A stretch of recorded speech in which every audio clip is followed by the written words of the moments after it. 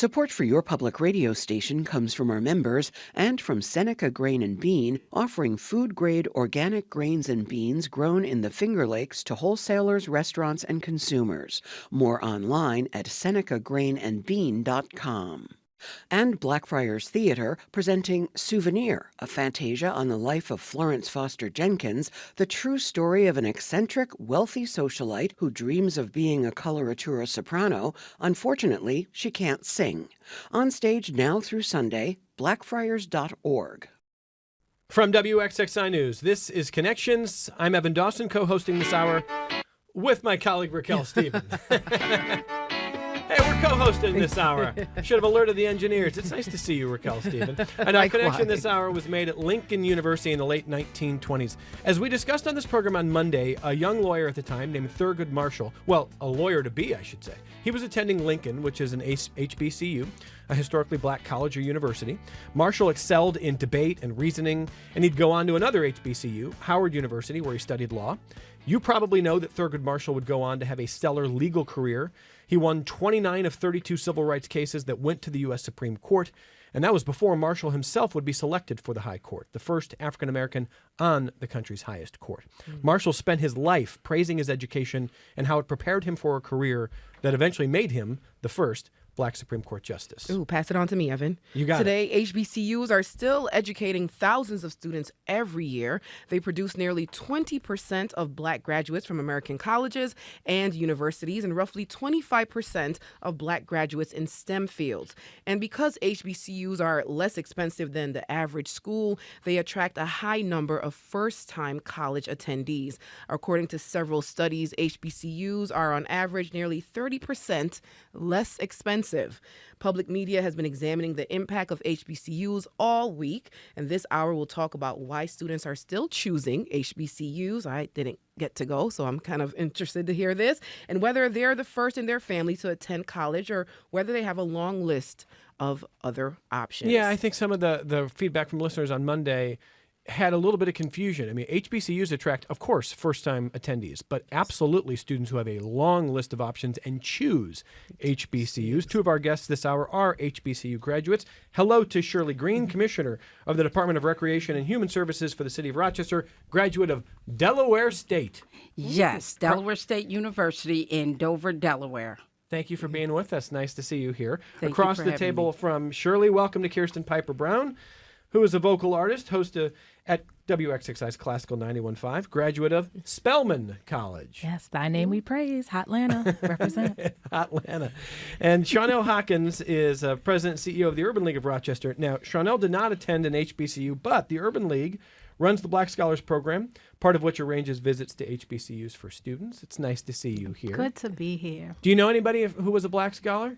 There are thousands of black scholars, but I'm honored to sit at this table Right in with this room. the Dr. Green, who is a black scholar and a champion for black scholars.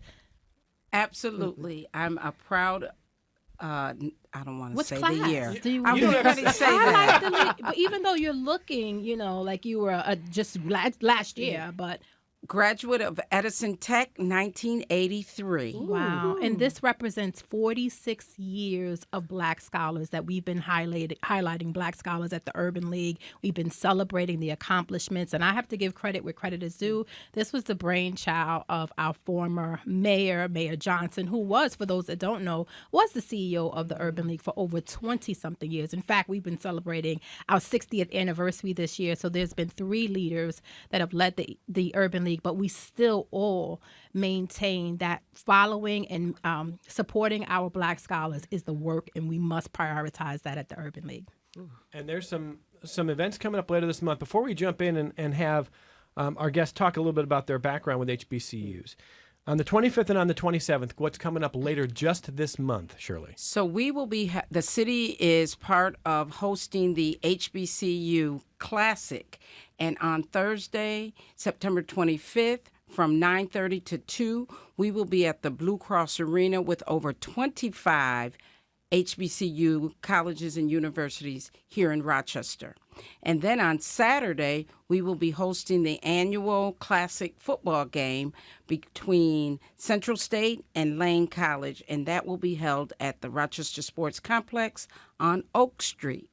That's so that's on the 27th, the college fair on the 25th. We'll put a link in our show notes for details if listeners want to check them out, make plans to go to one or both of these events. Absolutely. And we are looking to have about 1,500 11th and 12th graders coming through the Blue Cross Arena on Thursday, the 25th. Wow. So, Raquel, how much do you think the average listener knows about HBCUs if they didn't attend? That it's just black colleges. I didn't get to attend the HBCU. I did get accepted to Howard, and I chose to go to University of Rochester instead because I just came here and it's like, oh, I love it here. This feeling that you get, but the passion and the spirit that's in individuals that attended HBCUs is something that I am so envious of. Yeah. I'm not even jealous. I I'm agree. envious. I agree. I am envious. I felt like I missed a whole chapter of being a black woman. Well, so let's let Shirley pick that up, and then we'll hear from Is that Kirsten. accurate? Well, yeah, because Shirley, you went to Delaware State. What was that like? Yes, that's accurate. Well, thank you. And Took away my black card. you know, it was an experience that I don't think I would have had going to a different university. I became aware of my blackness. This was the first time that I even had a choice to take African American history classes. It was not taught when I went to school. And so going to an HBCU just opened up a world of experience that I had not been exposed to previously. And yes, Rochester's fantastic, but going to an HBC makes you an even better Rochesterian. You're killing Raquel here. Wow. I would love for you to elaborate on that. How does that make you a better Rochesterian? So, as I mentioned, growing up here in Rochester, there were a lot of things happening in Rochester. You think about the riots of '64 and all that. I didn't even learn about those until later in life. And so even things that were happening here in Rochester was not being taught to us as African Americans. And so to learn my own history of Rochester took me to another space. And still today, I don't think we do justice to our young people to teach them about civil rights right here in Rochester. Yeah. And it takes you going to a black college to want to learn. So when I got there and I took my first course in African American studies, when I came home, I wanted to know about my own place. Yeah. And so then I had to do my own research to learn about where I lived and where I grew up because it's not taught here. And had I not been at Delaware State, I probably would not have wanted to dig deep into that. Wow. Isn't that remarkable? And so one thing that comes to mind for me hearing your story about education, about what you're taught and not taught. So you were born right around the time of the '64 riots, right? I'm not. Well, I well, mean, you dated yourself we in can't the tell. high school. I promise we can't tell. There's a reason I'm bringing up the date. You're growing up at a time where that was still fresh in our city. Yes. And you're still not being taught it in schools. And on top of that, we see all kinds of evidence that students in Monroe County, say nothing about just Rochester, but Monroe County, aren't aware that post-Brown v. Board, post-integration efforts, I live in Charlotte. You drive past the cemeteries on both sides. This is not apocryphal. There's documentation that white people stood crouched behind those walls and threw rocks at buses that were carrying black kids to be integrated into schools. And that's a part of our history right here. It wasn't just Little Rock. It wasn't just one community in the South. There was a struggle for integration. There was white backlash. But that often still isn't taught. So do you think that's ignorance? Or do you think that's choice? I think it's choice. I think people sometimes are afraid of peeling back the onion and letting people know what happened. And so even in school systems right now, we talk about the fact that some people don't want it taught. And so when you hear that people are okay with not letting it be taught, it gives them permission not to teach it. It's interesting you talk about that because I think it's so important why civil rights organizations like Urban League are critical because we prioritize civil rights. We were born out of the 1964 riots. We were born in 65, and we thank people like Dr. Oh, my goodness. Oh, we thank Dr. Cooper. Almost forgot his name. Dr. Walter Cooper. Dr. Yes. Walter Cooper, human Google, right? Dr. Cooper, Miss Constance, all of those that prioritize making sure that we created access. And that's what it became making sure that Black communities had access to education, access to a pathway for good jobs, and that's why the Urban League continues today. So we continue to educate, and so I appreciate the Black, the HBCU experience, and we make sure that we send students on tours so that they have not just to Black universities, but also primarily white universities, but give them a choice, and so that they can experience what it feels like to be at an HBCU. Last year, we took a group, probably about 50, 60 kids, and took them on tours, and 20% of them just selected to go to an HBCUs and have been proud of that experience. Our group of Black scholars this year, over 1,300 youth, we celebrated as Urban League Black Scholars. Many of them chose that pathway. And so it's important that the Urban League creates opportunities for access, and that's what we continue to do. So I love hearing, that you continue to champion the Black experience in the HBCU. And I did not go to an HBCU, and when I think about my experience in a community college, I went to Herkimer. I don't know if anyone knows where Herkimer is, but Herkimer Community College, where they have a KKK house, very prevalent there. And there was only about 20-something students, and we were all basically from New York City. There was a few from Utica, New York. And we had to come together because we needed a place of belonging. We needed to understand what was happening. I remember being in a supermarket, and someone said, "Oh, she's Black." And so I can't imagine having the support of having Black teachers around me. So those small groups of us, we formed a Black student union. We made sure that we had access to services and opportunities, but we had to champion that advocacy. And I guess that's why I'm, at the Urban League, having that voice of an advocate. We had to do that for ourselves because we didn't have that experience. And we were in a primarily white institution. So Raquel, for me, like the classic story growing up in like a predominantly white school was I didn't hear about redlining until I was almost 30. Wow. Right? Are there things that as you've grown up, whether it's, riots in a community, whether it's, the bombing of Black Wall Street, whether it's, various issues of white backlash to integration, et cetera, are there things that as an adult that you look back and say, well, how come I didn't know this? So, my upbringing is a little different because I grew up in the islands, right? I grew up in the Virgin Islands. So U.S. history wasn't something that we were taught, but it wasn't something that we really focused on. Because in a small community, we keep it just focused on what happened within the islands and why we were a certain way and who established our foundations. We have our own history. So when I came here and I went to the U of R, I grew up in private school. I was in private school all my life. So being the minority wasn't something unusual to me. It was actually comfortable because I grew up the minority. I went to private school, predominantly white school. So I always wonder what would it feel like to be the majority and being in a setting where you are the majority and everyone looks like you, right? But then how do you stand out in that setting? So learning about riots here I can't say it really affected me because I was worried about my Caribbean history. I'd love to speak on Yeah. being the minority and going to majority. I grew up as a minority in my school district. I'm from Fairfax County, Virginia, not from Rochester. And it was that experience I had with the microaggressions, with the racism, with the bigotry that led me to an HBCU. And ironically, doing some research about HBCUs in general, two words, inclusivity and equity. And not for Black folks, but for everyone. Howard University's first students were 5 white women. And they were the daughters of the founders. They could not get into other schools around the D.C. area, so they enrolled at Howard University. So 5 white women, the first students at Howard. Also, when you look at many of the jobs that were offered to a lot of Jewish professors fleeing Nazi Germany, they were denied positions at many predominantly white schools. Who took them in? HBCUs took them in.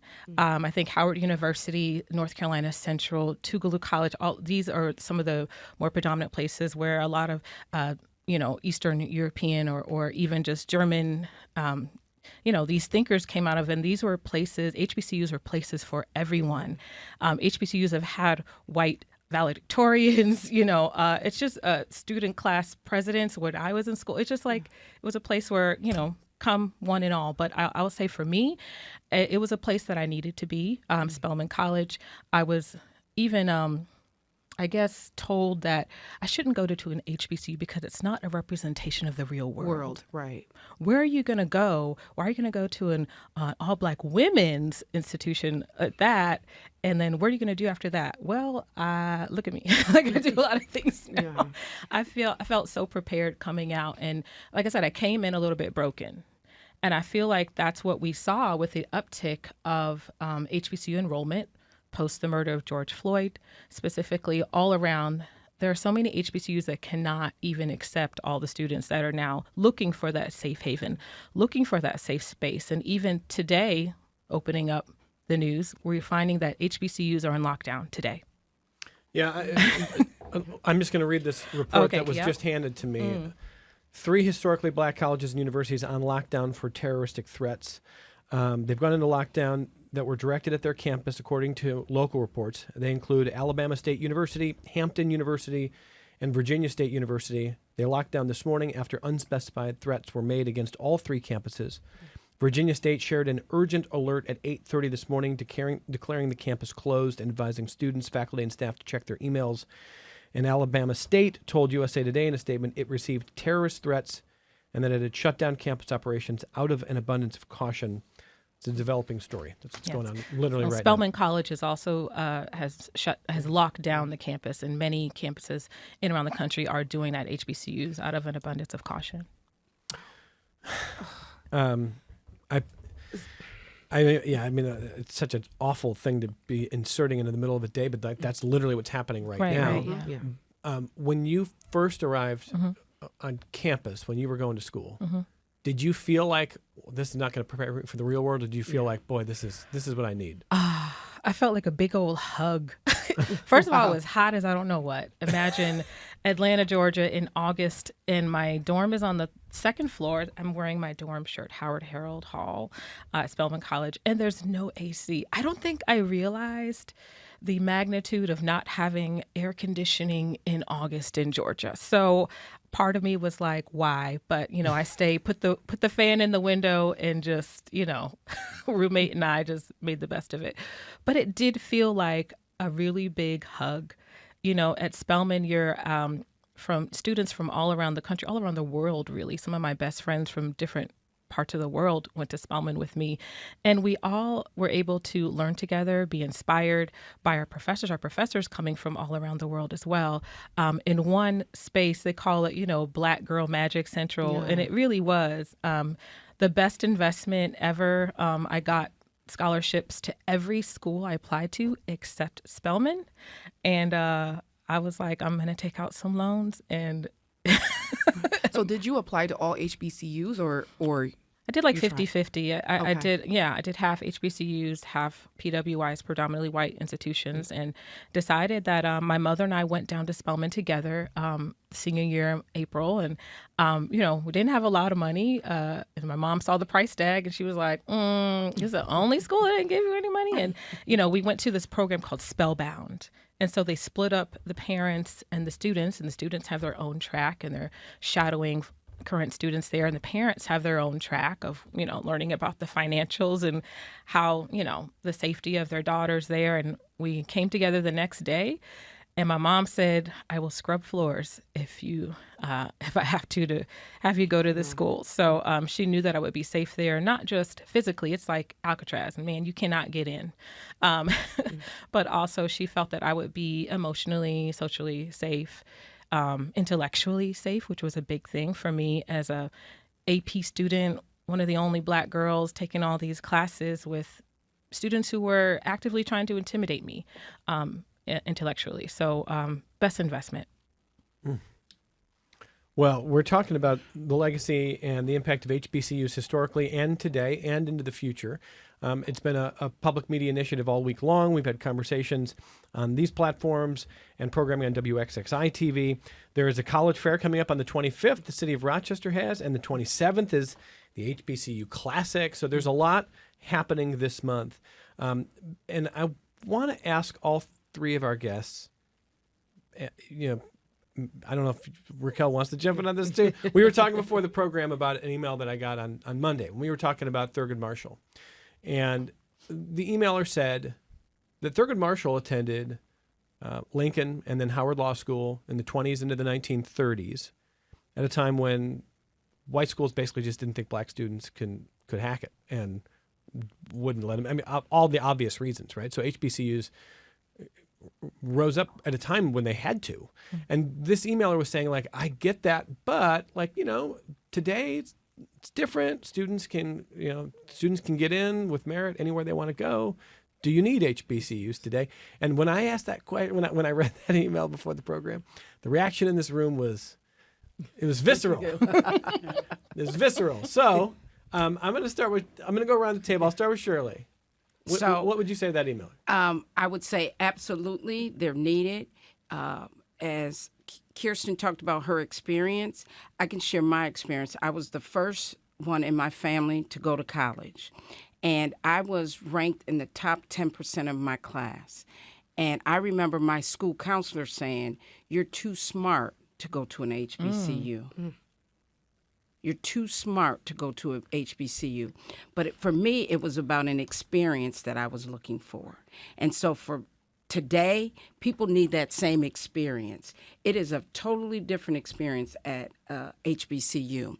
When you talk about being in class with people who look like you, that you can have conversations every day with people who look like you.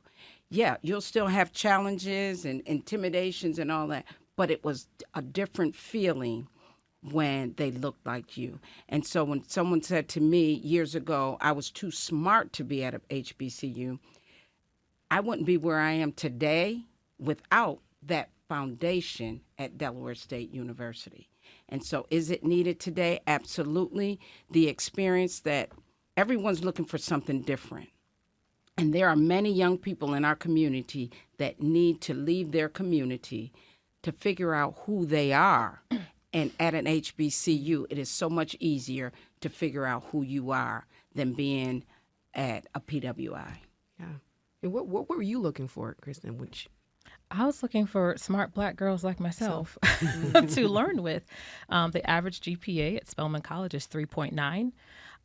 That's today, but even when I was searching for schools, they had the highest GPA of all the schools. It's very competitive. Oh, yeah. So the fact that I got in, I was very, very excited and also intimidated a little bit just because I felt like it wasn't a place where I could just relax. It was a place where I actually pushed myself even more to keep up with my peers. Wow. And gosh, it was just so wonderful. By the way, I am a certified star recruiter for Spelman. So if any listeners have students interested in Spelman College, you can contact me. So what would you say then to that emailer who says, well, do you still need HBCUs today? It's 2025. Yes, absolutely. When we look at why our HBCUs are in lockdown today, I would say, yes, we do need still safe spaces for Black students to learn. When we look even in our own Rochester area about some of the things that are happening in the high schools that don't make the news, I hear a lot about it from friends who have students in some of the schools around in the Rochester area. We need those spaces. Yeah. We need to support these spaces. We still have a high number of Black physicians who graduate from HBCUs. I believe Spelman College and also Xavier University have the highest rate of acceptances into medical school of all Black students, all Black medical students. It's an incubator for Black thought leaders, for Black professionals, for lawyers, anything you want to be. I believe that these spaces, you take away that layer of that intimidation, those racial microaggressions. And when you can peel that off, you can learn. And that's what I needed to learn. I needed to be able to peel all of that off and be in an environment where I can focus on academics and just shut out the rest of the stuff. I think it's interesting that you mentioned the pressure of being in a classroom with other Black women that are scholars, because you always hear about being the only Black person in a predominantly white environment, and that pressure, right? So I find it interesting that you mentioned like being around women that look like me was an added pressure. It was a good pressure. I mean, it's like everybody was the top of their class, and they're all together, and we're, competitive and supportive in the most beautiful ways. And then we also, we go out in the streets and have fun in Atlanta.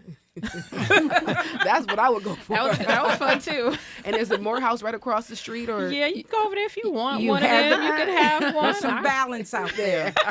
And I would say that's one of the greatest challenges in being at an HBCU is you really have to balance That's because true. there are so many activities going on that you fit into that you have to balance that academic component with the life of being at an HBCU. Yeah, because you guys can party. Yeah. Something like that. Homecoming. Can I add to that? Because I think it's Absolutely. important that we really highlight that HBCUs are highly competitive and the focus is on excellence. And so we want to, of course, you want to highlight the great time you had, but you're focused on your education. And why HBCUs came about, as we know, that Blacks were not allowed to be educated in primarily white institutions. And so our first HBCU, I think it was 1837, was Cheyney University, where those that were formerly enslaved taught each other. And the whole idea was you teach and you teach the other, right? We continue to educate our community. That hasn't gone away, and we still need that. And there are colleges, I went to white institutions that have social justice programs. And when I think about, I'm hearing what you're talking about, you need those social justice programs so that you can have this feeling of, I need to teach back, I need to bring my community forward, that you're learning in HBCUs. And that's important. So when we think about why they're still important, there's still this opportunity to help. Our Blacks are primarily behind, right? Because of systemic racism. Let's not forget that and look at the attacks that we're still continuing to see today. So we need that because, one, we need to teach our community so we can continue to advance. When we look at the index of Blacks compared to their white counterparts, we're lagging. And so we need an opportunity to educate others, to advance our community. And so it's important that we have that. And so I think that, yes, people need to have a choice, and that's what we provide for those at the Urban League, of those that are Black scholars. But yes, we need to make sure that there is a responsibility to bring our community forward after you're educated, after you make it, whatever that means, right? That you bring the next person forward so that our community can push forward. And that's what sounds like is what you're getting at an HBCU. That's what we teach at the Urban League. So it's all about this social justice, continuing to bring the community forward. So absolutely, to that listener from yesterday, we still need that. And more when we see the attacks on belonging and inclusion and making sure that Black people have access, absolutely, we need HBCUs. Kirsten, we heard Shirley Green from the city of Rochester say that in the 1980s, she was looking at a wide range of schools, and she had school counselors tell her, you're too smart for HBCUs. Are you worried that students are still being told that today? Gosh, not so much. But what I am worried about, especially when you look at, I would say, some of the folks that I know, I would say upper middle class Black folks who equate greatness with whiteness. And that includes our educational institutions. There are some folks who don't think that, even when we talk about Rochester City schools, I'm in the school district. I hear a lot from Black folks. Why are your kids in the city schools? And I'm not going to get into that. But I will say that, yes, I had a Black counselor who did not want me to go to HBCU, wanted me to go to University of Virginia. And I did not feel like that was a space that I needed to be in. I understood. He's like, oh, you're smart and this and that. And I'm like, well, and it's really his lack of education about HBCUs himself. I didn't really take that personally. But I definitely, I could not have learned what I learned. I could have learned. And so I'll tell you this. I tested myself. While I was at Spelman, I went to University of California, San Diego on an exchange. I wanted to test myself. I do these things all the time. I just do crazy things. So I spent 2 quarters, which they were on a quarter system. I spent 2 quarters at UCSD, where the Black population is 0.9%. And it was great. I had a great academic experience. Okay. But I was itching to get back to not just Atlanta, but get back to Spelman College. I had wonderful professors at UCSD, but I also found that I became a part of the Black Student Union there. And I felt, I don't mean to laugh at this, I just felt like they were really angry. And the Black students were like hanging out, and they're like, Kirsten, why don't you want to fight oppression and fight I was like, well, I'm trying to learn something. And it took me a while to come back down and go back to my dorm and be like, oh, they have to worry about this at this institution. I don't have to worry about fighting, racism on campus. And so that was just like, wow, one layer of my college experience that I didn't have to worry about. And so I just think you have to be careful of what you're, as a parent, and me looking, I have a 14-year-old now, so we're starting to look at schools, look at what you're paying for, look at the whole experience, look at colleges, universities holistically for your child. Where will your child learn the best? My mother, thankfully, agreed with me that I would learn best at an HBCU, which is where she sent me. We're late for our only break. And Steve on the phone from Honeywell Falls used to teach at Delaware State. I want to take a little break here. That's the only break of the hour. We're going to come right back. We'll take that call from Steve. Got some feedback from listeners. Raquel, Stephen, and I hosted a program this hour on HBCUs, and it's part of Public Media's week looking at HBCUs' history, legacy, impact, and future. And we're talking to a couple of HBCU grads, Shirley Green, Kirsten Piper Brown. Shawnell Hawkins is president and CEO of the Urban League of Rochester, which is proud to run the Black Scholars Program. Shirley is proud to be a graduate of the Black Scholars Program. So let's take our only break, and we'll come back with some of your feedback. Support for your public radio station comes from our members and from Bob Johnson Auto Group, proud supporter of Connections with Evan Dawson. Believing an informed public makes for a stronger community. BobJohnsonAutoGroup.com. This is Connections. We should just roll through the break. We had it's a great conversation that's just rolling right through. Let me grab a phone call from Steve in Honeywell Falls first. Hey, Steve, go ahead. Hey, yeah, I taught at Del State in the 80s, so you might have been one of my students there. I taught, we actually had a botany course called Wild Edibles and Medicinal Herbs. That was very popular. Oh, you were ahead of your time, Shirley. I did not take botany courses. I'm sorry. Yeah. But we also had such great people come in and perform. Ray Charles came in. I helped him fly from Baltimore to Dover Air Force Base, and Andre Watts, the classical pianist. Yes. So the people that they would get in were just very, very high quality, world-known professional musicians and artists. And it was a great place to teach in the 80s. It was Del State back then. Now they're Del State University. But go Hornets. Go Hornets. Yes, we are the Hornets. And actually, one person I do remember coming to campus is Joe Biden. Oh. Mm-hmm. From Delaware. Yeah. He was from Delaware, and when he won, he was a senator early on, and he came to college. And that's when I started voting at Delaware State College. Wow. Anything you want to add there, Steve, before we let you go? No, I mean, Tom Carper, other politicians came, because it's such a small state. That's the beauty of it. Mm-hmm. But it would be interesting for you to discuss the division between the University of Delaware and Delaware State, as far as they wanted to combine at one time, but luckily Del State held on to its historical roots. And I'll hang up now. Thanks. Thank you, Steve. Go ahead, Delaware State sits on Route 13, and at the end of Route 13 is University of Delaware. We did not do much with them because of the differences. But I will say that I don't recall a lot of challenges because we didn't coexist. Right. We knew our place at Delaware State, and we did what we needed to do. And so although University of Delaware was at the other end of Route 13, we made it home for us where we were. And I want to quote an article I read on this freelance website. And the author wrote, "The nurturing environment of HBCUs fosters resilience, builds confidence, and equips students with the tools they need to excel in a society that often underestimates them." What do you take away from that? especially the last part. A society that often underestimates them. Yes.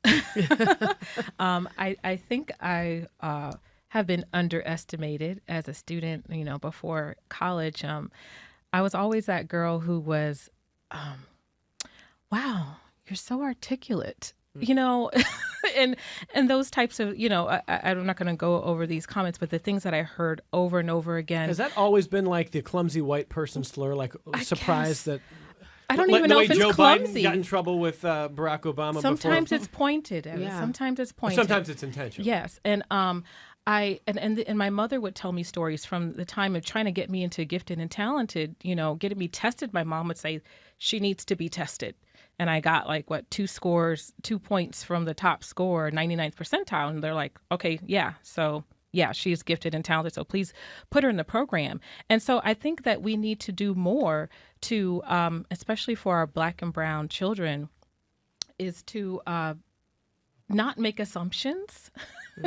And it was a Black teacher who advocated for me, too, who was an HBCU grad and a Delta, but who saw my potential and was able to kind of, filter me out from all of the, white students that I went to. I think I was maybe one of 2 white students in my class, and was able to say and really help my mother to advocate for me to get tested, to get, to take higher classes, to make sure that I was being challenged and pushed. And I think that parents in Rochester, parents everywhere need to do the same. So I think that I've always felt like I was responsible for my child's education. No teacher is responsible. That's just how I feel. And I need to keep up with what's going on and make sure and see the patterns in my students from kindergarten on through high school, and make sure they are in the best academic space possible to push them. And I believe that HBCUs do that. They're used to those students coming in, and not that predominantly white institutions aren't doing that. But like I said, there's just this holistic environment at HBCUs that make you also at Spelman College, community service was a must. Mm-hmm. I think some of the only folks that got scholarships had so much community service. I wish I had done more. If you want to go to Spelman, do your community service. And then go through the Urban League Black Scholars Yes. Program to get a scholarship. Exactly. How can people learn more about that Black Scholars Program? They can go to the Urban League website, urbanleagueroc.org. You can learn more. If you're a Black scholar, if you're maintaining your B average or better throughout the high school career, you can call us 325-6530. Torian Uthman is our VP of programming for our education programs. But certainly we want to thank all of our community members, because we come together as a community, and when I listened to you and your mom said she would scrub floors, I'm like, I wish she lived in Rochester because we help to eliminate those barriers to college. And so with our scholarships, whether it's the D9 community or businesses or colleges that have prioritized Black and brown students, and we can talk about that's going away now that we see all this pushes against DEI, but certainly making sure that we remove those barriers so that students can have a choice and they don't have to worry about funding. They've done the work, and we're talking about underestimating students. That's why we had to create this program, the Black Scholars, because we weren't recognizing the great work of the students that needed to be championed, and maybe their parents weren't. We're in a place where they prioritize education. Right. Maybe they didn't get to go to college. Right. So they didn't understand the importance of going to college. And so having an organization, a program like the Black Scholars, where we can give them tours to HBCUs and understand there's a pathway for you. And even if it's the trades, there's a pathway for you, and we can help champion that for you. And if there are barriers financially, we can help remove those. I do want to respond to your quote that you were reading when you talked about the nurturing part. Delaware State was a very small school, and I tell you, I would not have succeeded without the nurturing. Mm-hmm. I had professors that pushed me. I remember one African-American woman, I was taking a class and hanging out a little bit too much, balance, and I remember her saying, "Wow, I'm surprised you just got a C on that paper. I know you can do better." And you better believe I got an A in the class, because by her making sure she held my hand to say, "I know you can do better." Yeah. I had a professor where, again, balance is important. Time to go get your books. You don't have to buy books and get them. You get it online. But back then you had to go to the bookstore and buy a book. I waited. When I went to get the book, they didn't have any more books. This professor, now I was in Delaware, drove to New Jersey to get the book, came to my dorm. The students laughed because they was like, Dr. Bragg is here for you. What's going on? I come downstairs. He's like, here's the book. I'll see you in class tomorrow. He knew the potential I had, and he was not going to let me miss it because of what I was doing. And so I can tell you stories about professors at Delaware State that nurtured me to make me a better student, to make sure that I did the best that I could do, and they made sure every step of the way. That's a great story. It does make me wonder, are we done with like physical books? Is that over now? Students today should have to go through what we went through, going buying books and like How lugging about these. standing in No, line I- to register? Oh, gosh.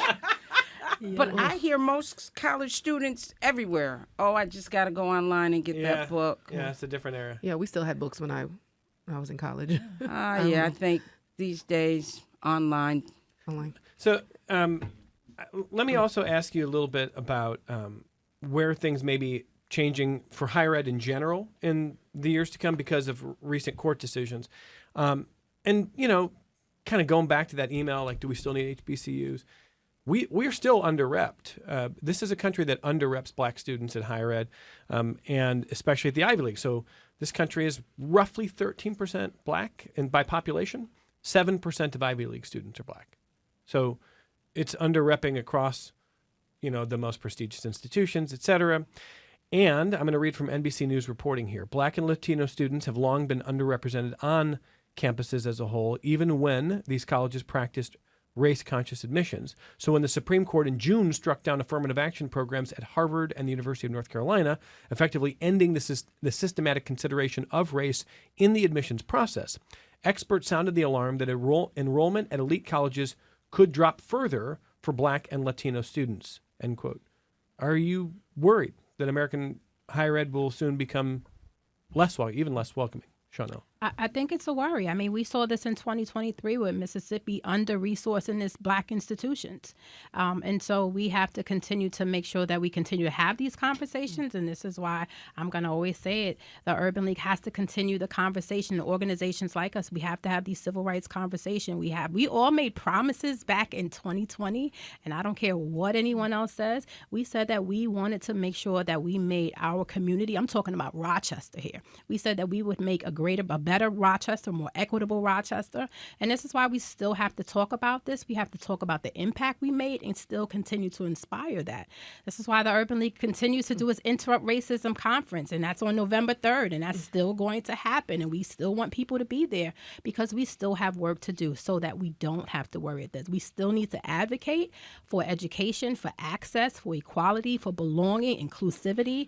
That hasn't gone away. We made promises to do that, and we still have work to do. Okay. Are you worried about what happens in higher ed in general?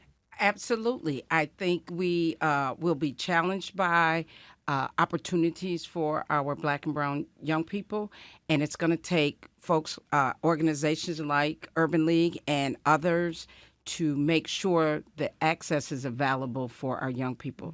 There's lots of opportunity, and again, not just in HBCUs, but in higher ed across the board, and it's going to be up to the community to embrace that and advocate for our young people to go where they want to go to get what they need to get. What do you think, Kirsten? This is why support for HBCUs is so important, and I say financial support. We need to make sure that these schools are resourced. Again, I think I quoted in earlier that enrollment is up. So I'm not surprised to see, enrollment at predominantly white institutions, especially Ivy Leagues, down when you have black Ivy Leagues. You have Spelman, you have Morehouse, you have Hampton, you have Howard, you have Xavier University. So we have our own spaces where others do not want us. And I 100% advocate, and I'm over being in spaces where I'm not welcomed.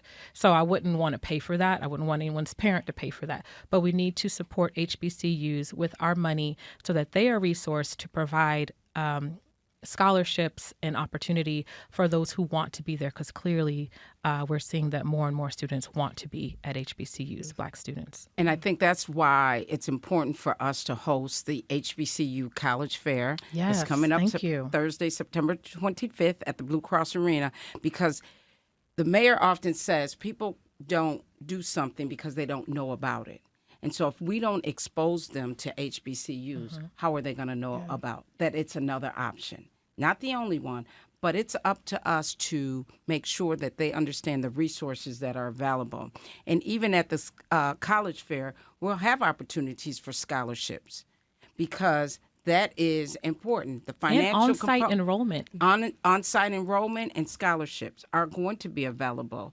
And so, but if we don't expose our young people to this one opportunity, how are they going to know that you have another choice? If you're not wanted at an Ivy League, you're wanted at a HBCU. And I want to say, I believe if this type of champion behind HBCUs was happening when I was trying to select a college, I think it would have been a different experience for me. I think my choice would have been different, right? We didn't have this. We had that stigma, like, if you're too smart for an HBCU. That stigma was very prevalent back then. I feel like if this positivity and this champion behind HBCUs were present when I was selecting my choices, I think my choice would have been different. And where does this passion, this champion come? Where is it coming from? Or has it always been there, or is it something that kind of resurfaced, or is it novel? So I will say that the city of Rochester has hosted HBCU college fairs in the past. This is not our first one. Pre-COVID, there had been HBCU college fairs. And I think that was a push in our community, and I think they did it for 10 years or so, that it was happening. I don't think you were hearing a lot about it because some people are not trying to push them. To your point and my point, hey, maybe not. But I know that even with the Urban League Black Scholars, many of the scholarships that are given out through there are focused on young people who are choosing HBCUs. And so within the Urban League, there could, I'm a member of Delta Sigma Theta Sorority Incorporated, but our a whole other show.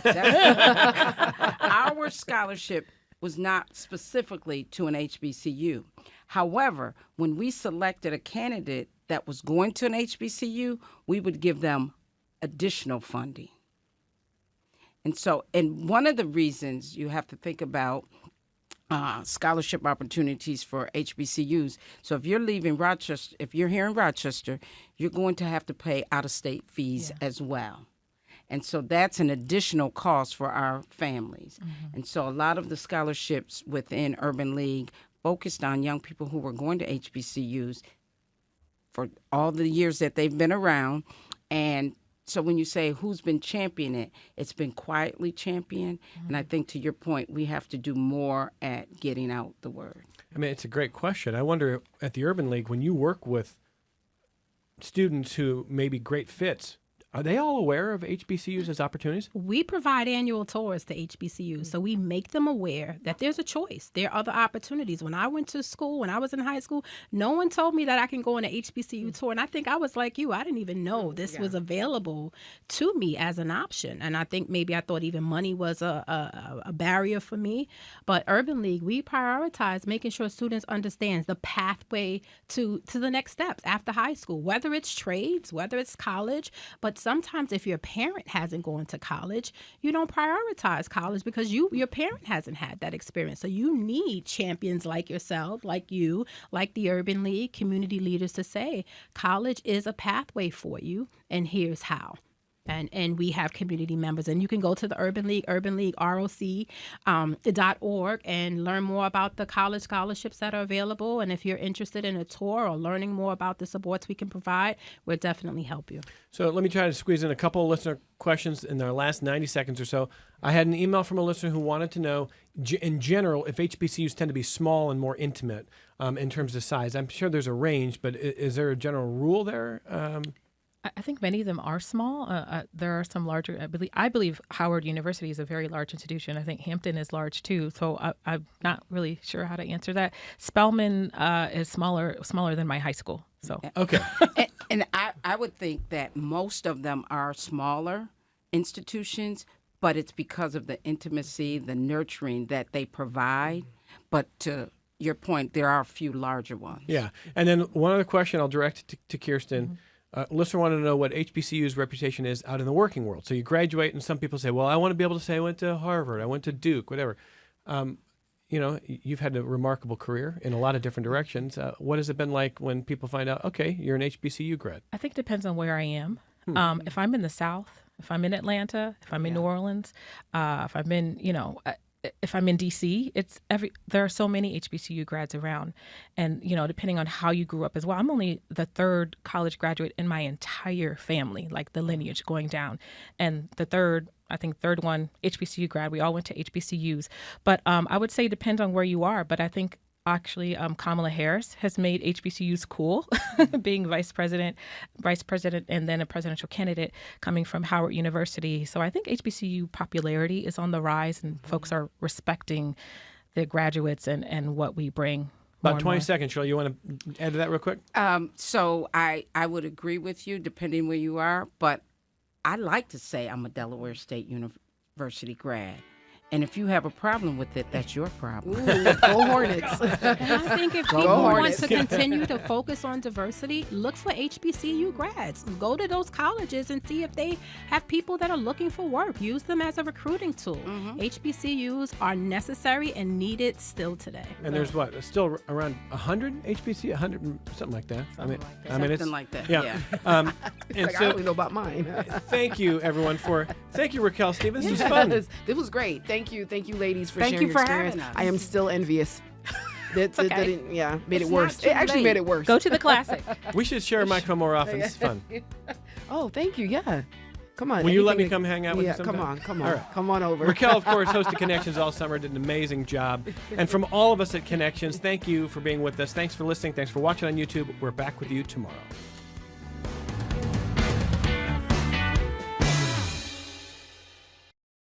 This program is a production of WXXI Public Radio. The views expressed do not necessarily represent those of this station, its staff, management, or underwriters. The broadcast is meant for the private use of our audience. Any rebroadcast or use in another medium without expressed written consent of WXXI is strictly prohibited. Connections with Evan Dawson is available as a podcast. Just click on the Connections link at WXXInews.org.